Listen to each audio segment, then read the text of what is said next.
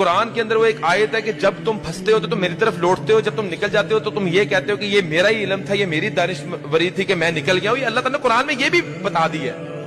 تو دعائیں بھی ایسی دل سے نکلتی تھیں کہ وہ آج بھی مجھے اپنے الفاظوں پہ بھی جو ہے حیرانگی ہوتی ہے. میں تو اللہ کے ہاتھ پھیلاتا تھا، اللہ تعالیٰ تو یوسف علیہ السلام کو کنویں سے نکال کے بادشاہ بنانے پہ قادر ہے. یا اللہ تو یونس علیہ السلام کو مچھلی کے پیٹ سے باہر نکالنے پہ قادر ہے.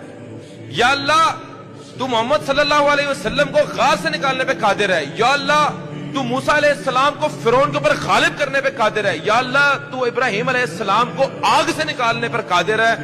یا اللہ میرا مسئلہ تیرے آگے کیا ہے؟